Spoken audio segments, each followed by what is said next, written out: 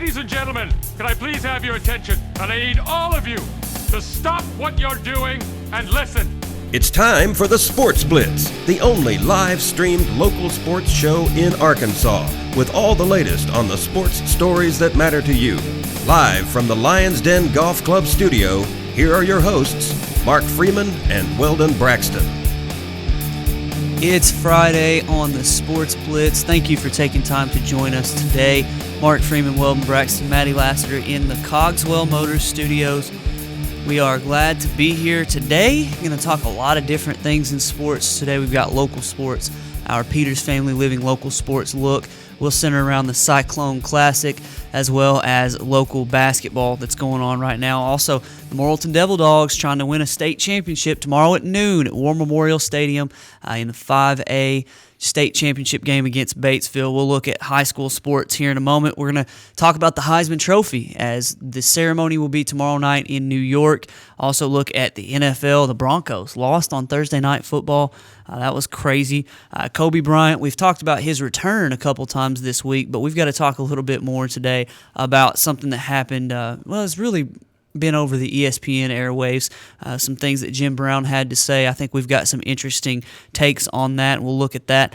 Also, the Broncos losing is going to affect our power rankings for sure. And then also Arkansas Razorback basketball information. Hogs got a win last night. Did not look good at all in the first half. So we've got a busy show. While we're thinking about it, though, I saw this morning that our good friend Grant Merrill stepping down from Sports Night, a show we have had the pleasure of going and being a part of a couple times there in Little Rock. I want to wish him the best of luck in his future endeavors. I know he's going to do, he's still going to do big things. He's got a radio station there, KEWI, in Little Rock, Benton area. So, congratulations, Grant, on all the good stuff going on in your life. We will miss you at the Sports Night show. Maybe we'll get a chance to go back down there and do it again sometime, whoever comes in and takes his spot there. But, man, we've just got a lot of stuff to talk about today. We do, Mark. We do. And as you said, I want to wish Grant the very best, as you already told everybody. Gave us the opportunity to host his show, co-hosted a couple of times last year. We appreciate that. But a lot going on in the world of sports, Mark. The Texas job, we know it's not officially open yet, but Mac Brown is meeting with officials. Some sort of resolution is expected sometime soon. We don't know what that is, but obviously speculation has gone to if he were to step down or resign or what have you, what's going to happen with that job? Nick Saban, of course, is the big fish out there. But what I'm looking at, Mark, and what I'm thinking about is, what happens if Nick Saban doesn't become the next head coach of Texas, even if the job becomes open? Because even though I said on Wednesday that it's more of a possibility than I thought maybe a month ago or so, I still don't have it being in favor of him going to Texas. I would still lean towards Nick Saban remaining the head coach at Alabama. So if you don't land your home run guy in Saban, where do you go? Because you're Texas. You can essentially hire, at least this is the mentality I would have if I were Texas, that I could hire just about any coach in the country that I wanted to hire. That includes NFL. You may say, well, that's just crazy. The NFL, they're paying more money than even the great college programs. I don't care. If I'm Texas, I give Sean Payton a call. I give a lot of these coaches a call. Even Jim Harbaugh, who has been linked to it, he has come out and denied it, but he was linked to USC when that job came open a couple of weeks ago. So we'll look at the Texas job too. And the college football awards ceremony was last night. You got Coach of the Year, Player of the Year awards. Jameis Winston did take home some awards, but there were a few key awards that he didn't win. So we'll look at that. Yeah, Nick Saban told A.J. McCarron that he's staying.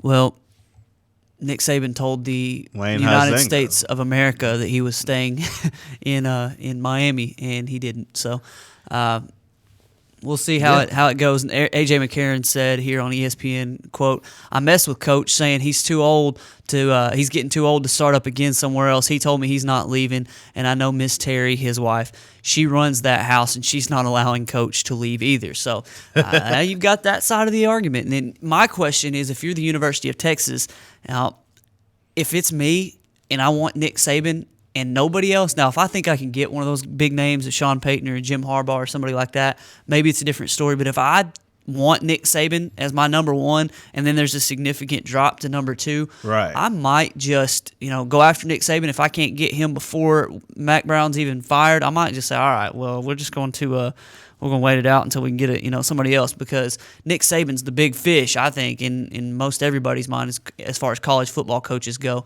And if they can't get him, it'd be interesting to see if Mac Brown, which the president didn't lose his job like a lot of people thought he was going to. Now they have a new athletic director. We'll see. There's gonna be apparently another meeting, so Mac Brown may end up being able to keep his job somehow. And I know you would love that, because you love seeing Stay Texas there all year, every year, being in that 8 to 9 win mediocrity. Which for Texas, 8 or 9 wins, that is mediocre. With the resources and the talent that they have nearby, consistently going 8, 9 wins, that's just not going to get it done. I'm wondering, where's the floor? We know Nick Saban is the ceiling. Some of these big-time NFL coaches, we know that's where the ceiling is. Where's the floor? If you're Texas and your amazing job comes open, what's the worst candidate, or who's the worst candidate do you think could end up with that job? I mean, obviously they're not going to have to grovel for some 1AA coordinator. They're going to get somebody of note, but how far down the list? They should call Itasca's future offensive coordinator and find out. Just saying. One of the youngest in America too, but I don't like to brag about it. But. We got a quote out of Weldon in the pre-show prep about. I guess it was during the Jim Brown Kobe Bryant conversation.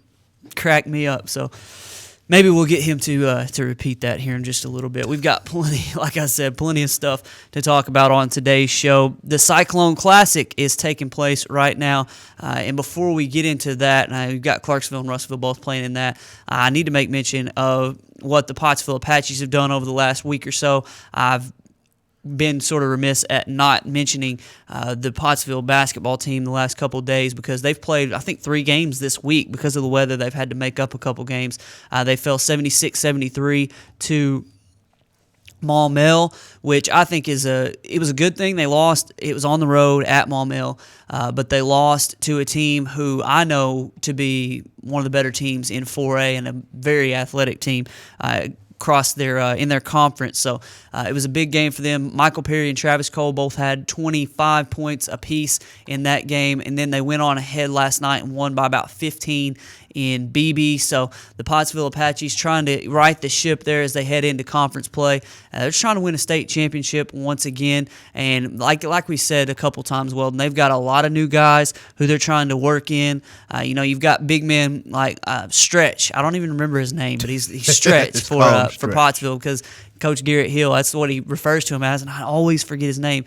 And then Michael Perry, Travis Cole, and those guys who have been there a long time. They're trying to work some of these guys in alongside, and it's going to be interesting. Now Pottsville's 2-3, 0-1 in the 4A4, but they're trying to come along, and I think they're doing the right things. This is something Coach Thurman said. It was this game, the Maumelle game, and then they lost the next night to Greenbrier, who's a 5A school. He said this was something to grow on and build on, because they're slowly but surely getting the things ironed out that they need to get worked on. Yeah, and we know Perry and Cole are leading the way for Pottsville, and this is why. And I know it sounds boring. I know it's the Nick Saban mantra, but this is why you have to be process oriented, because when you have a young basketball team or a young team, period, you have to emphasize trying to do things right, trying to do your job more so than the results, because you are inexperienced.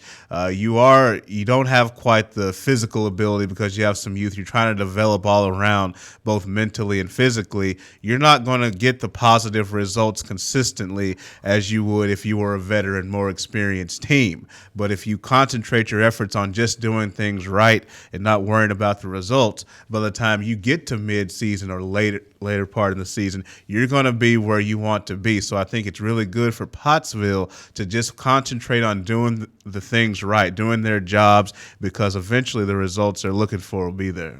No, that's exactly right. And that's looking at the email that Coach Thurman sent me, it was exactly about that. he talked about chemistry issues, and when you've got guys who are coming in from football and you got to find out who's going to play, who you can get to contribute. They've got 7 or 8 guys that they know they're going to count on, and they're trying to figure out who fits in where. And winning time, who are the 5 that we're going to play? Who's going to be able to play this role and that role. And you had guys last year; it was pretty solid. By the end of the season, you knew, and I think they're going to get there at Pottsville. So look forward to watching them throughout 4A4 play. Another 4A4 team is in the Cyclone Classic, Subiaco Academy Trojans. They're playing Russellville tonight. Both of those two teams won last night. Subiaco beat Arkadelphia, and Russellville beat Mountain Home in the nightcap. Clarksville also beat Sylvan Hills, and Camden Fairview beat Sheridan. So tonight you've got Russellville, Subiaco, and Clarksville, Camden, Fairview. Weldon, both of those two teams, Russellville and Clarksville, in the same gym, back-to-back games, completely different atmospheres, as Clarksville played before just a quiet crowd. Right. And Russellville had their own fans, had their own students. Shout out to the Russellville student section for playing, for singing Christmas carols at the top of their lungs, choreographed dances and everything. I thought it was hilarious. The administration didn't like it as much as I did, but it was hilarious. And both Russellville and Clarksville got wins last night. Yeah, the old student section tradition. They had when I was there, they had the Dream Team. The kids would dress up in the whole They still John call themselves Stockton. the Dream They Team. still do. Well, they had the whole John Stockton jerseys and what have you. It was good to see they're continuing that. But you look on the basketball floor, Mark, it had to be strange for a team like Clarksville, Mark. You touched on it before the show. As far as being a team with their intense defense, the way they like to pressure the ball, force turnovers, get out in transition, just get the whole energetic vibe going.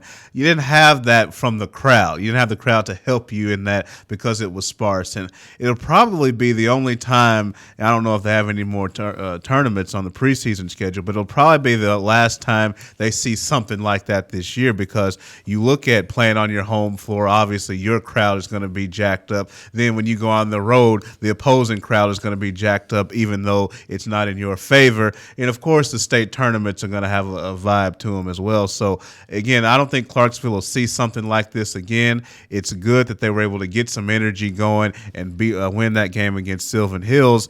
And maybe as they move forward in this tournament now in the semifinals against Camden Fairview, maybe more people will come and they'll have a more energetic vibe. Mark, I know we know it's out there, the possibility they could face the Russellville Cyclones in the finals. Although I would say Russellville needs to be careful with Subiaco. That's not a bad basketball team at all. Given how Russellville's been a little bit up and down this year, make sure you take care of that before you worry about Clarksville. Yeah, just a little information on those games last night. Like you mentioned, Clarksville will play in the Spa City Classic in Hot Springs. They won that tournament last year, beat Hot Springs Lakeside in the finals. They'll also play in the Hurricane Classic in Jonesboro that they won last year.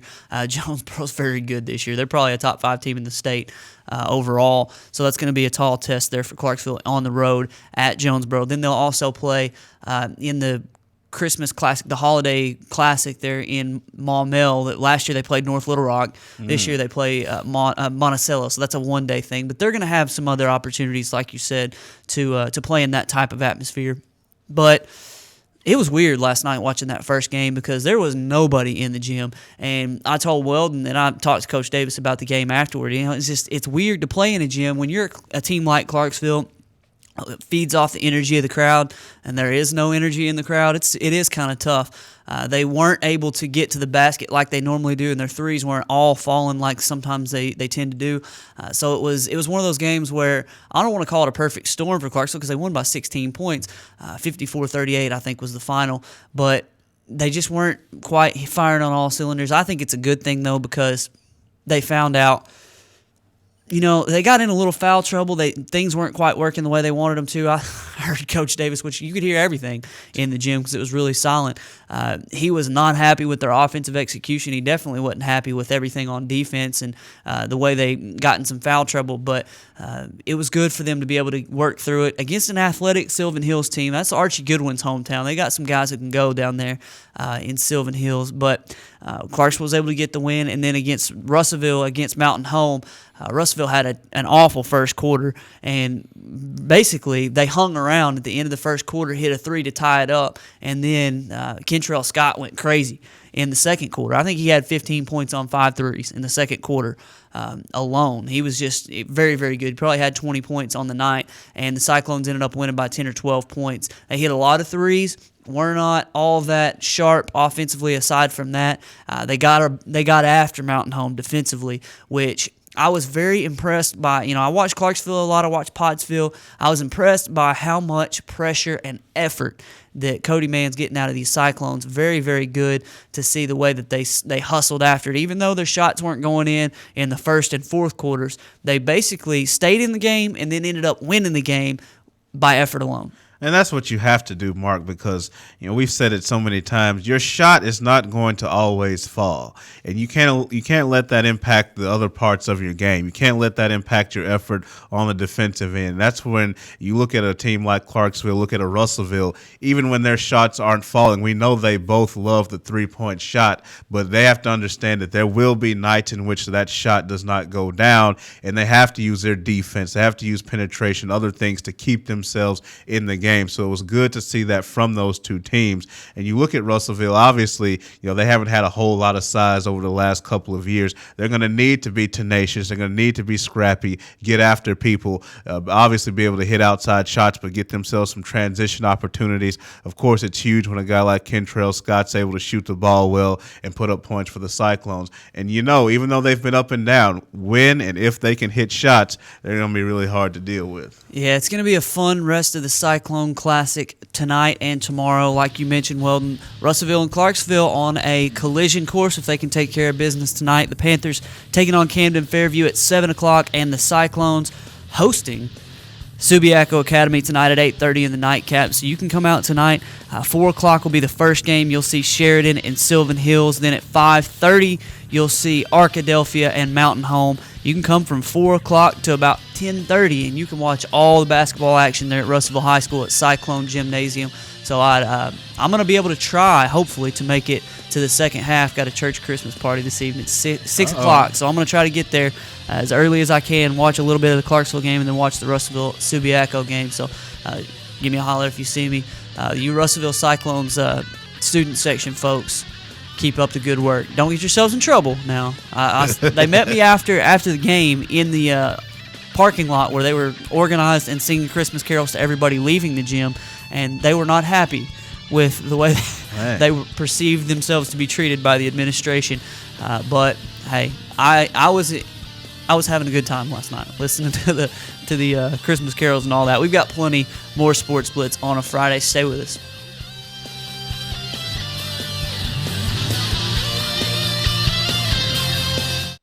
RiverValleyLeader.com is the #1 local source for instant news in the River Valley, offering HD video and live streaming along with top-notch coverage of all the news and events around the area. The River Valley Leader is the only place to go for all the information you need. Check out the newest local business featured on the site, as well as police news and coverage from important meetings, along with the personal stories, all at one convenient click. Check out RiverValleyLeader.com. Hi folks, Richard Roberts with Cogswell Motors in Russellville. We've been in business since 1949. A dealership doesn't stay in business that long under the same ownership unless you're doing something right, and that's taking care of customers. We have the largest selection of new Ford, Lincoln, Mazda, and pre-owned vehicles in the River Valley. So if you want the most for your trade, the best interest rate on financing, and the best price on a new or pre-owned automobile, come to Russellville and see us. We're at 1900 East Main, or visit us on the web at cogswellmotors.com. If you didn't count on KARK4 today this morning, here's what you missed. Updated news. Police continue searching for suspects after a home intrusion overnight. Developing stories. There's another piece of presidential history turning up here in Arkansas. And weather and traffic on the force. Friday night, Saturday morning will bring us our next chance of rain. Every 10 minutes. Around the clock. Making your day easier. So rise and shine and count on. Count on. Count on. KARK4 today. Over 69 years of treating you like family, Peter's Family Living's main goal is customer service. That is their promise to their customers. They offer in-house financing on furniture and appliances and a 30-day money-back guarantee. For a friendly, no-pressure atmosphere, visit Peter's Family Living today at 201 North Arkansas Avenue, Russellville. Online at petersfamilyliving.com or call 479-968-2929. Today, there are more than 20 brands of cars being sold in America. So to be noticed, Ford and Cogswell Motors have to go further than anyone thought we could. How does Ford stand out above the crowd? Not just with plug-in vehicles like the new 2013 Ford Fusion Energy that gets a projected 100 miles per gallon equivalent, but also with a line of gas vehicles equipped with the innovative EcoBoost engines combining power and efficiency, plus a full measure of technologically advanced features. We invite you to stop into Cogswell Motors today. We go further than anyone thought we could, so that you can go further too.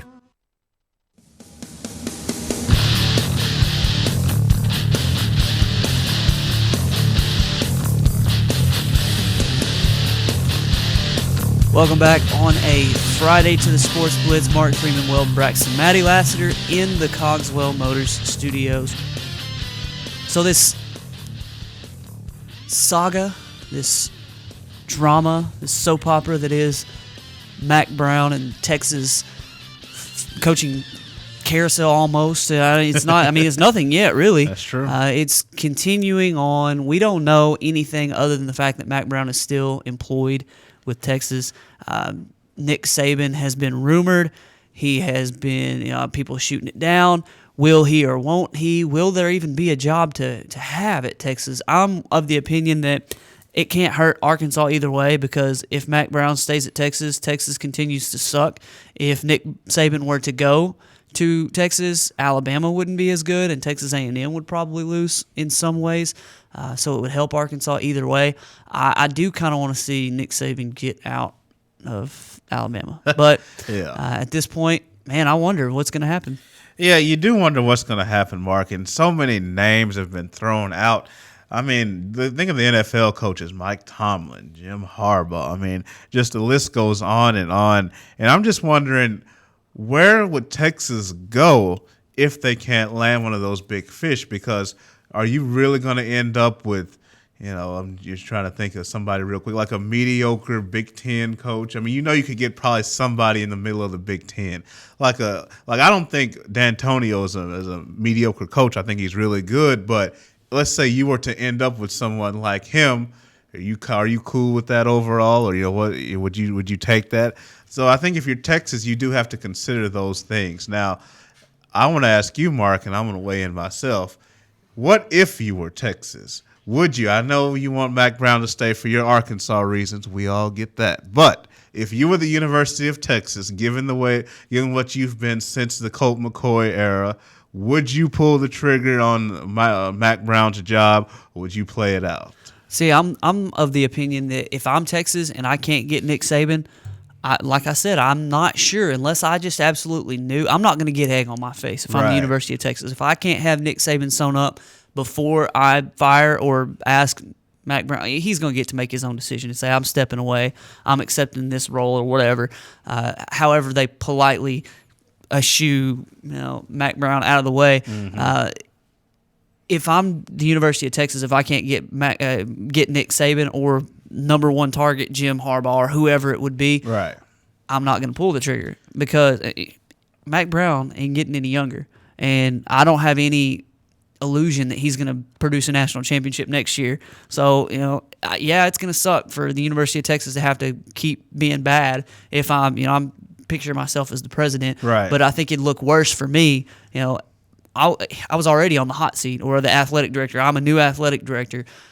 To look like an idiot for not getting my guy and having to settle for somebody else. I mean, it seems like, I know Mack Brown was a hot-ish name when he came along, but, I mean, they didn't get the greatest coach in the world in Mack Brown. That's true.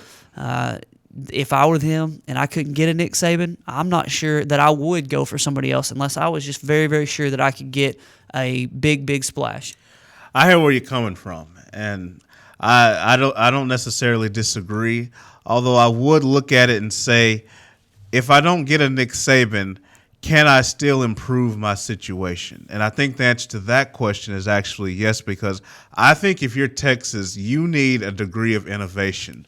Gone are the days where you can just sit up as a head coach and just be a CEO and delegate and sit back and relax and watch the University of Texas win games for itself. I just think those days are over. It's too competitive. You have mediocre programs doing innovative things to make themselves good programs. You have good programs doing things to make themselves great. It's so competitive now, you can't afford to have a coach that just sits there and doesn't do a whole lot. You need somebody who's into analytics. You need somebody who can actually coach, somebody who can actually do different things, not just be a fundraising CEO. And I think there are a lot of those types of guys out there. So I'm with you. I'd be a lot more hesitant to make a move if I couldn't get a guy like a Nick Saban, but I would still consider it if I saw somebody else that I felt could improve my program, because right now what's going on is unacceptable. I mean, I've said this before, Mark. I think Texas is the best job in all of football just because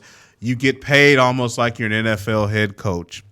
You have the advantages that even the Cowboys, Steelers, any of the other elite NFL franchises don't have. You get a handful of first-round picks every year. You get just one in the NFL. You have to deal with a salary cap and other competition balancing issues in the NFL. The Jacksonville Jaguars and the Dallas Cowboys, they operate on relatively the same plane. Now, I know Dallas has, facilities a little bit more than the Jaguars, but for the most part, according to the rules, Jacksonville, Dallas, they play by the same rules. If you're Texas, you make your own rules because you have the facilities, you have the resources, you have the in-state talent that the other teams you compete against don't have. The Texas job is for real. You look at the coaches who are getting contract extensions. Gus Malzahn got locked up pretty quick as soon as he took Auburn to the SEC title game. And part of it was because a report came out that he told someone in confidence that the University of Texas was his dream job. Whether or not that's true is a whole nother story, but that did come out. Obviously, Kevin Sumlin got locked up as well. A name who hasn't really been locked up is David Shaw. And that's the reason why the Houston Texans are looking at David Shaw. That's the reason why the University of Texas would look at David Shaw, because he's somebody that they think they can pluck from the University of Stanford. So, again, it'll be interesting to see what the Longhorns do if they don't get Nick Saban. Okay, one name. If you're the University of Texas, Nick Saban's not your guy. Who do you get? You can have anybody else. I can have anybody else? Oh, I'm getting Sean Payton. But I imagine he's off the table. Is he on the table too? I mean, if Nick Saban's not on the table, the number one target for you would be Sean Payton. It would be. Well, I'm going to give you a coach who has had up and down success in the NFL. I think would knock it out of the park at the University of Texas. You don't think I'm crazy when I say this. You got a guess? Pete Carroll.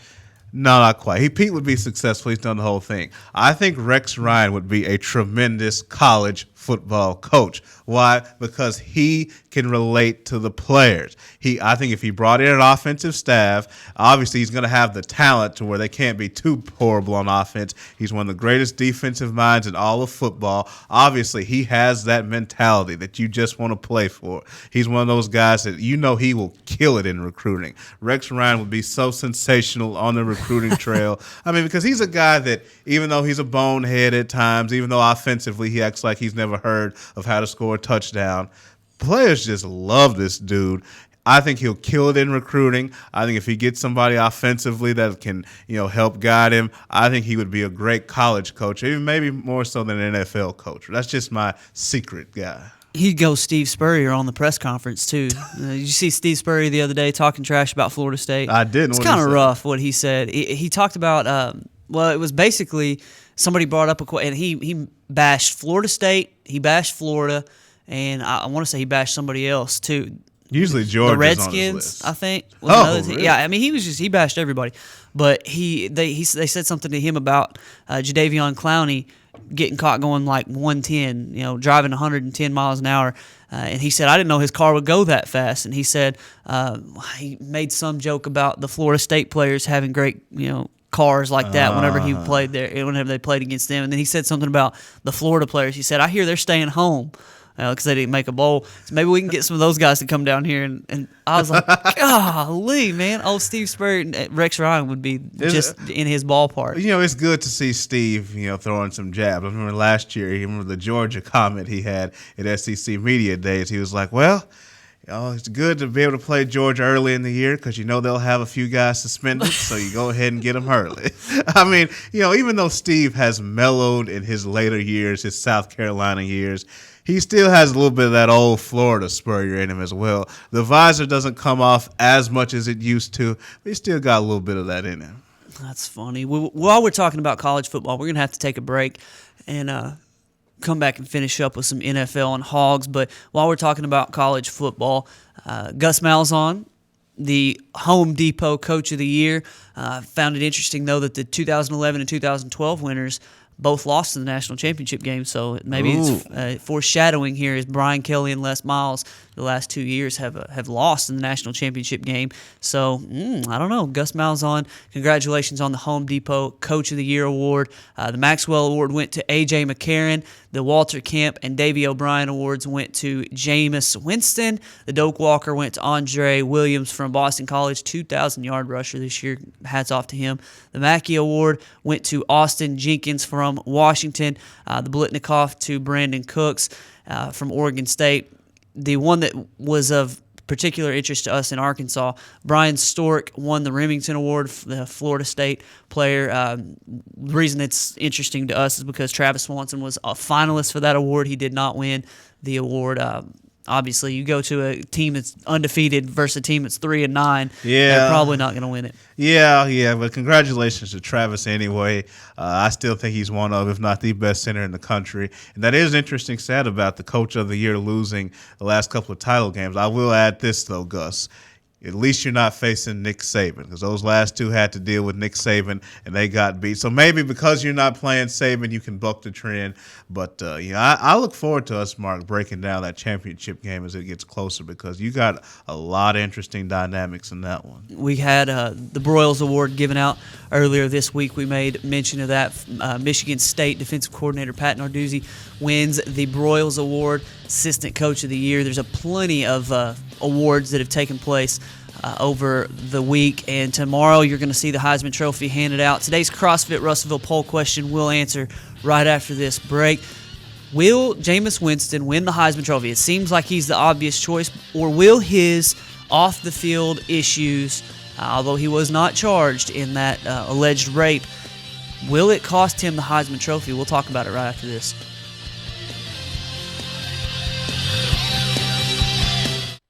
RiverValleyLeader.com is the #1 local source for instant news in the River Valley, offering HD video and live streaming along with top-notch coverage of all the news and events around the area. The River Valley Leader is the only place to go for all the information you need. Check out the newest local business featured on the site, as well as police news and coverage from important meetings, along with the personal stories, all at one convenient click. Check out RiverValleyLeader.com. Hi folks, Richard Roberts with Cogswell Motors in Russellville. We've been in business since 1949. A dealership doesn't stay in business that long under the same ownership unless you're doing something right, and that's taking care of customers. We have the largest selection of new Ford, Lincoln, Mazda, and pre-owned vehicles in the River Valley. So if you want the most for your trade, the best interest rate on financing, and the best price on a new or pre-owned automobile, come to Russellville and see us. We're at 1900 East Main, or visit us on the web at cogswellmotors.com. If you didn't count on KARK4 today this morning, Here's what you missed. updated news, Police continue searching for suspects after a home intrusion overnight. developing stories, There's another piece of presidential history turning up here in Arkansas. and weather and traffic on the force. Friday night, Saturday morning will bring us our next chance rain. Every 10 minutes. Around the clock. Making your day easier. So rise and shine and count on. Count on. Count on KRK4 today. Over 69 years of treating you like family, Peter's Family Living's main goal is customer service. That is their promise to their customers. They offer in-house financing on furniture and appliances and a 30-day money-back guarantee. For a friendly, no-pressure atmosphere, visit Peter's Family Living today at 201 North Arkansas Avenue, Russellville. Online at petersfamilyliving.com or call 479-968-2929. Today, there are more than 20 brands of cars being sold in America. So to be noticed, Ford and Cogswell Motors have to go further than anyone thought we could. How does Ford stand out above the crowd? Not just with plug-in vehicles like the new 2013 Ford Fusion Energy that gets a projected 100 miles per gallon equivalent, but also with a line of gas vehicles equipped with the innovative EcoBoost engines combining power and efficiency, plus a full measure of technologically advanced features. We invite you to stop into Cogswell Motors today. We go further than anyone thought we could, so that you can go further too.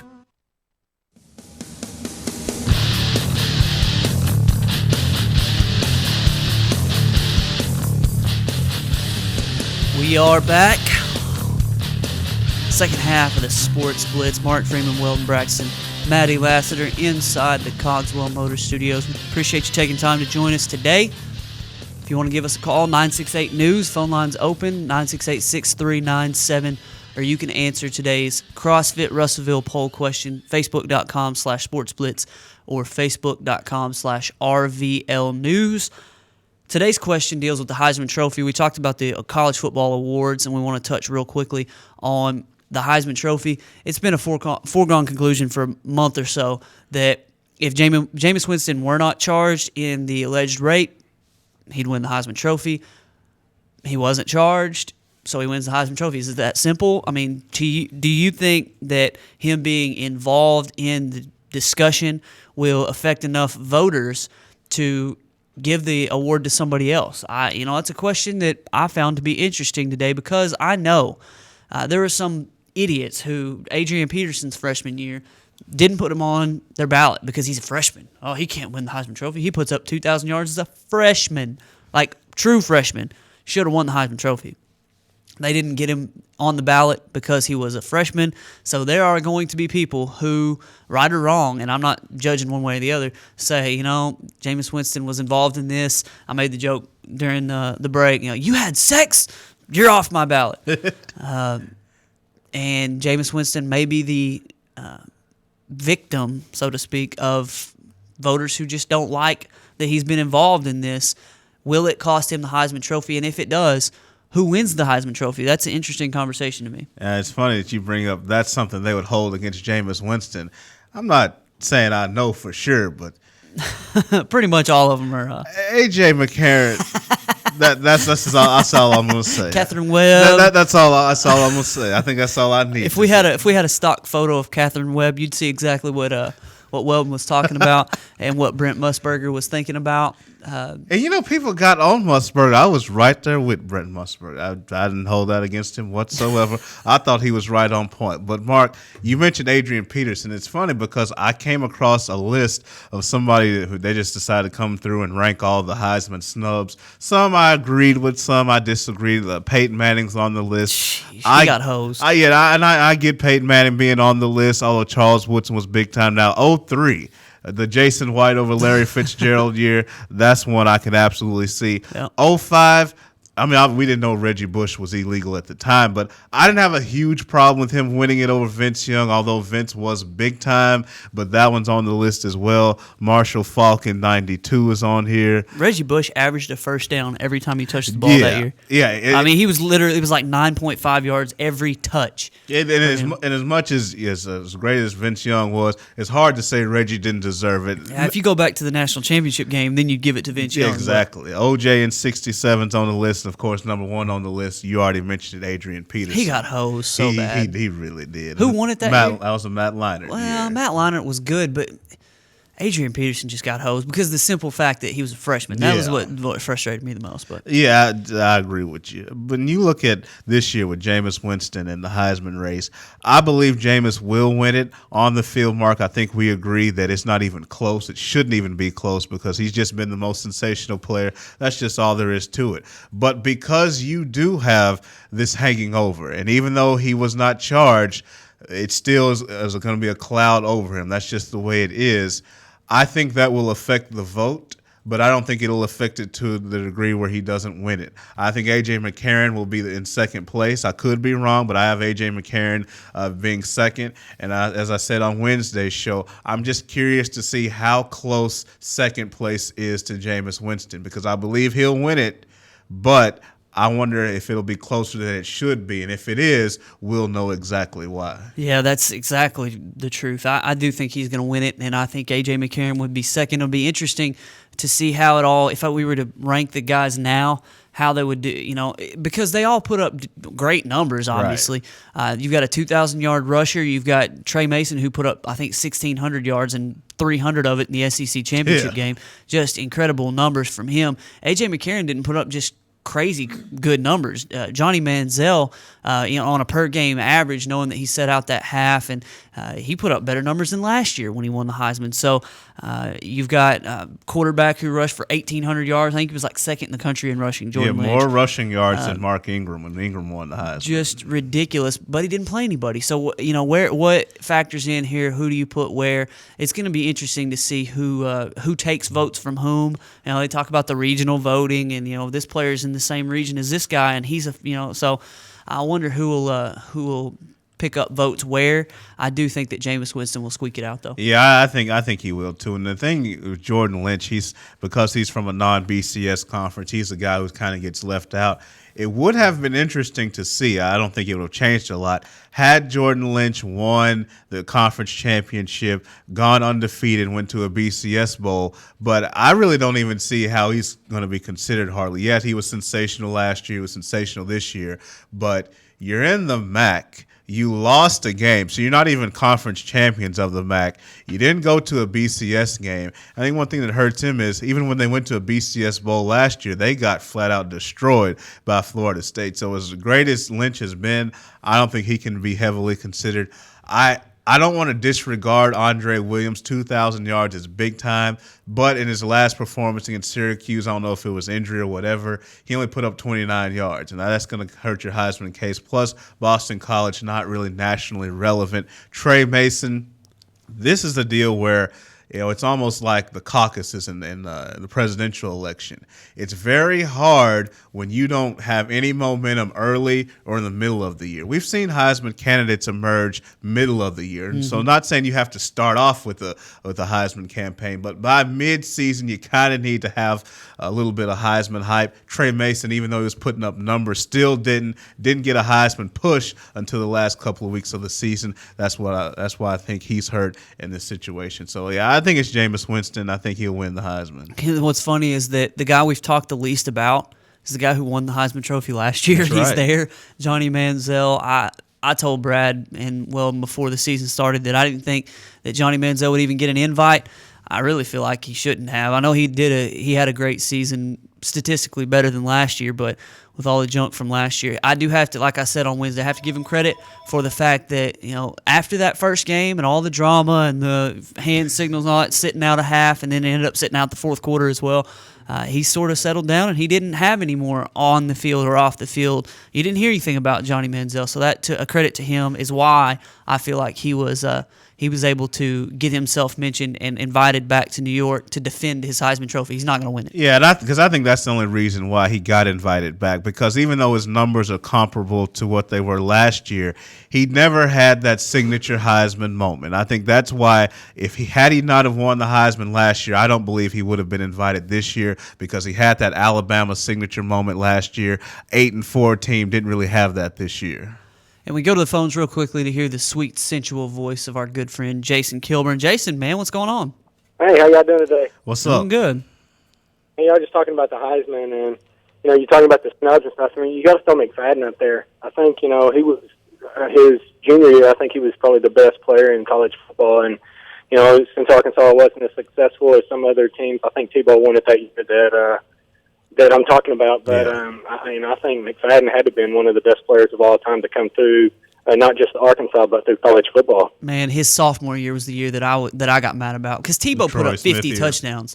Tebow put up 50 touchdowns that year. Troy Smith won the Heisman Trophy because he was at Ohio State, and Darren McFadden didn't win it because he was at Arkansas. Now, that's, in my opinion, the one year he got hosed. Now, he finished runner-up twice. He should have won it that Troy Smith year. I guess it was 2006, Yeah, and then 06 2007, Tim Tebow won it, and I understood that winning I actually think that was a bad year for Tim Tebow as far as the team goes, but he put up 50 touchdowns. Yeah, so. I think they went 9-4 that because they lost the bowl game in Lloyd Carr's last game in Michigan. Yeah. So, yeah, Jason, I'm totally with you. Darren McFadden should be a Heisman Trophy winner from Arkansas.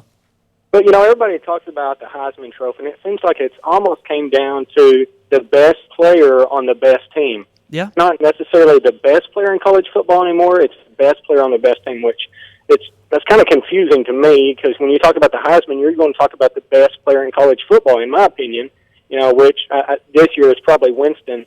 That's who I think should probably win it just because of what he's done as a redshirt freshman and where he's taken his team. But, I've probably got Manziel up there right behind him just because I think Manziel's probably the most electrifying player that's played college football that I've seen in a long time. And H.M. McCarron's probably up there too. I'm with y'all. But, Lance, you got to look at him, man. The year that I know he played in the MAC, and I know it's a smaller conference, but, man, he had a sensational year. And I think, you're talking about all these small colleges and stuff. When McNair was coming through when he played at Alcorn State, everybody said, that he had an outside chance of winning the Heisman. So I think you've got to look at everything as a whole, not necessarily, it just seems like in my eyes that they put the best player on the best team is who wins the Heisman now. You mentioned guys like Steve McNair stealing votes, and Maddie gave me a stat here that, just a little bit of interesting information. He said that Winston and McCarron are both from Alabama, so they may steal votes from one another there. And then Trey Mason is from Florida, and he's playing in Alabama. So you got three guys right there that will probably steal votes from one another. Maybe somebody else could sneak in there and get some votes, but I think I'm with you guys. I think Jameis Winston will probably end up winning the Heisman, probably closer than we expected. Jason, you going to stay with us through the break? No, I just got one quick question, though, and then y'all can discuss it after the break. Go ahead. Hey, Mac Brown is let go or resigns or fired or whatever you want to say. However, he's going to, the golden handcuffs are going to be taken off or whatnot. If he does leave and Saban has a chance of being, if he could go to Texas, or he could stay at Alabama, say it's the same amount of money, which football program do y'all think is better, maybe not just for him, but maybe just the better of the two programs in college football? That's a good question. So did you say, Between Jason? those two. Well, we'll deal with that as soon as we get back from the break. You say you're going to stay with us, or we're going to let you go for today? Yeah, I got to get off here, man. All right, man. It was good to hear from you. All right, talk to y'all later. It's always good to hear from Jason. Yeah, that's a good conversation that we haven't quite had as far as the Nick Saban, Mac Brown, Texas, Alabama discussion. We'll deal with that as well as whatever else we can get to Arkansas Razorbacks and wire-related stuff after the break.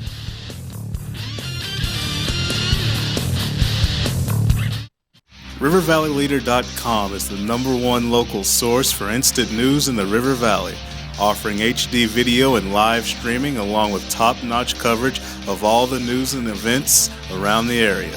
The River Valley Leader is the only place to go for all the information you need.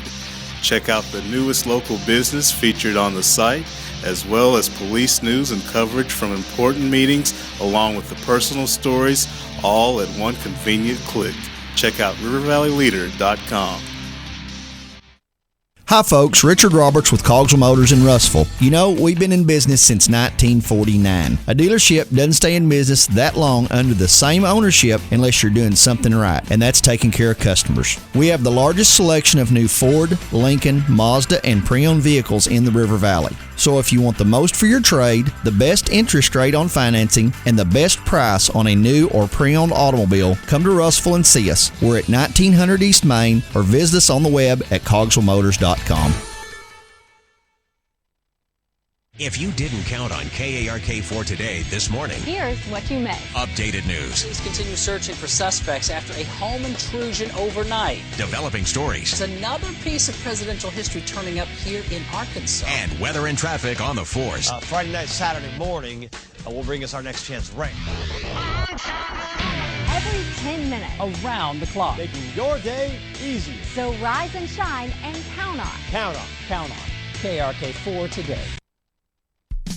Over 69 years of treating you like family, Peters Family Living's main goal is customer service. That is their promise to their customers.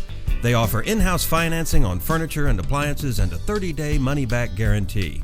For a friendly, no-pressure atmosphere, visit Peters Family Living today at 201 North Arkansas Avenue, Russellville, online at petersfamilyliving.com, or call 479-968-2929. Today, there are more than 20 brands of cars being sold in America. So to be noticed, Ford and Cogswell Motors have to go further than anyone thought we could. How does Ford stand out above the crowd? Not just with plug-in vehicles like the new 2013 Ford Fusion Energy that gets a projected 100 miles per gallon equivalent, but also with a line of gas vehicles equipped with the innovative EcoBoost engines combining power and efficiency, plus a full measure of technologically advanced features. We invite you to stop into Cogswell Motors today. We go further than anyone thought we could, so that you can go further too.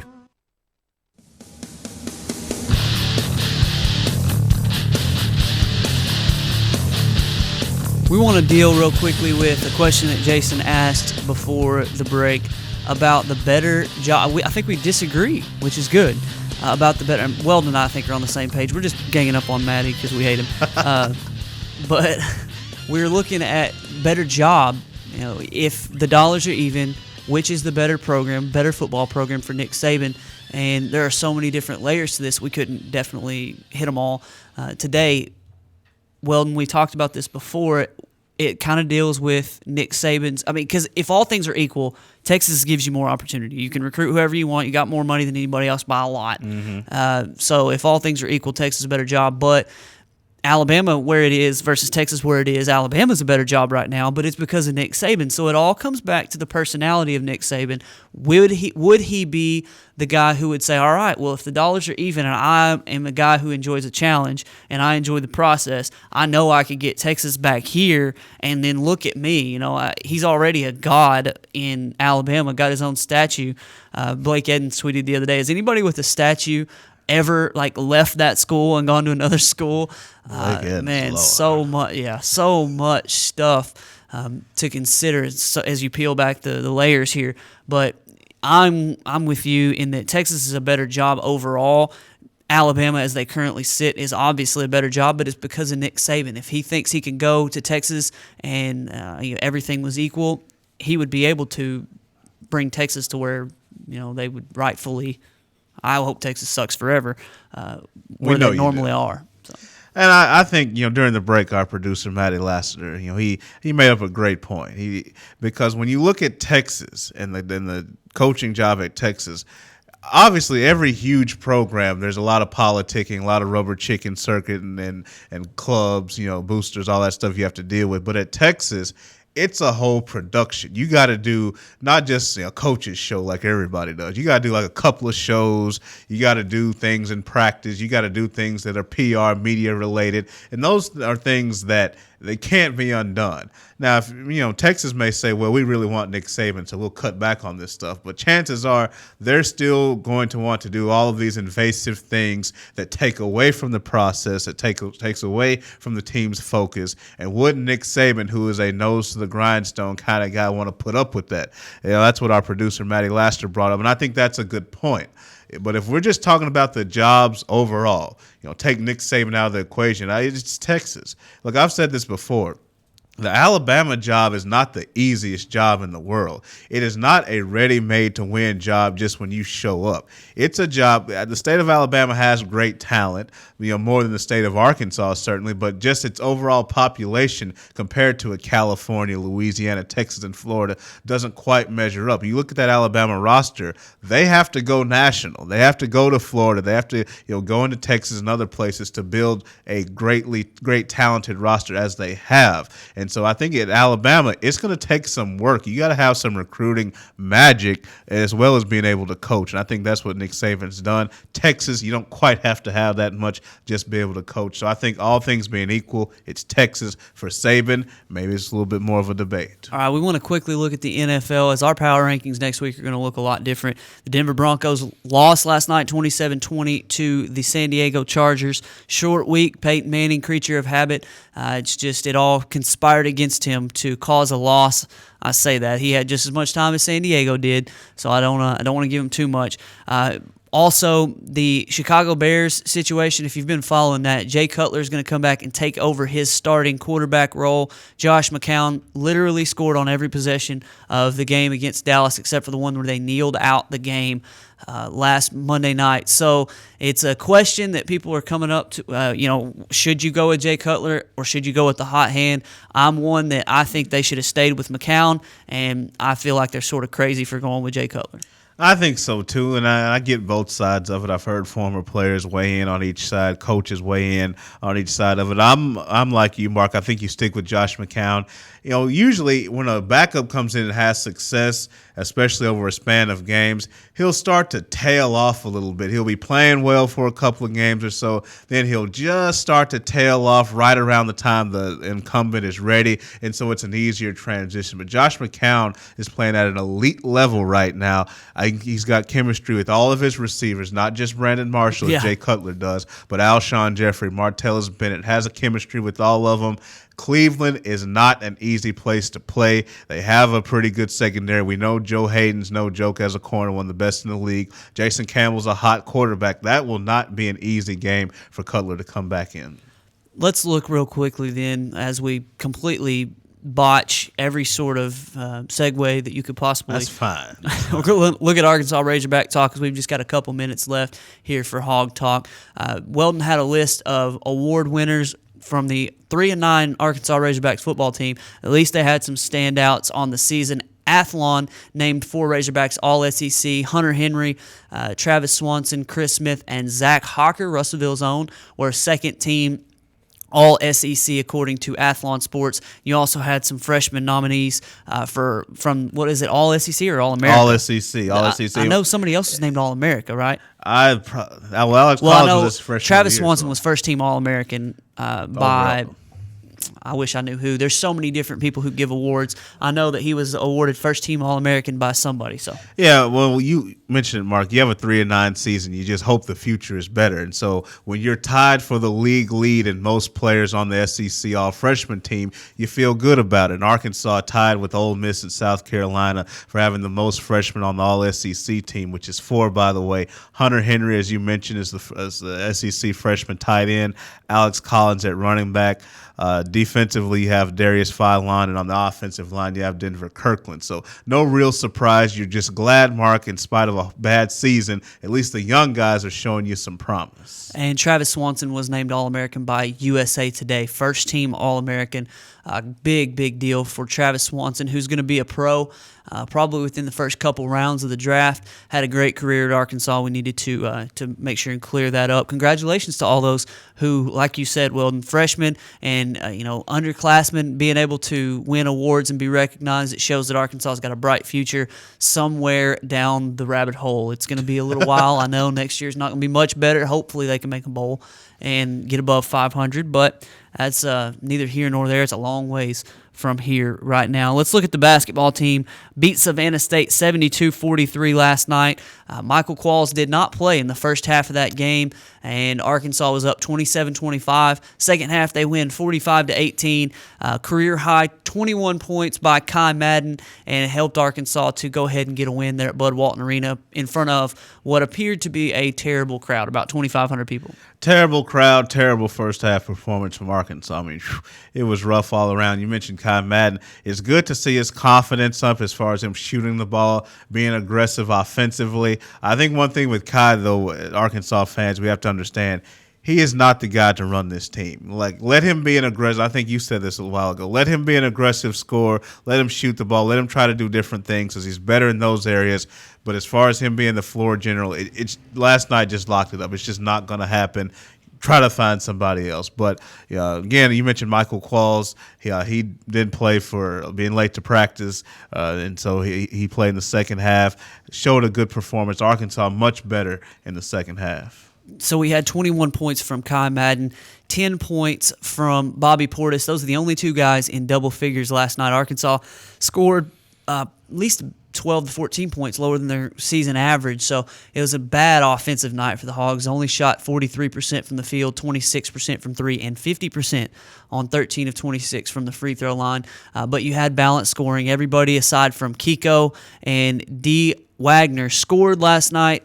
So at least you had a little bit of a contribution scoring-wise from everybody else. A double-double from Bobby Portis, his first as a Hog, 11 rebounds for him to go with his 10 points. And then Cody Clark, just a bucket away from a double-double himself, 8 points and 10 rebounds.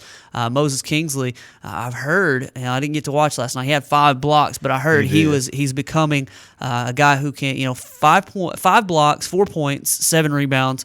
From a freshman, you got played 13 minutes.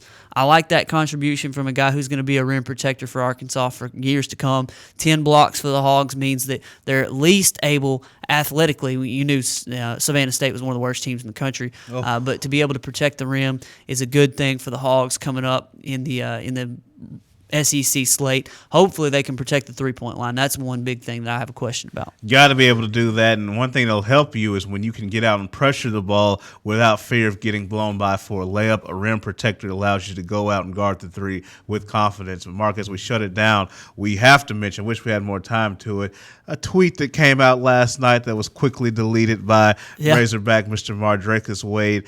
He obviously hasn't played a lot recently. He's gotten to the point to where he's just not playing at all.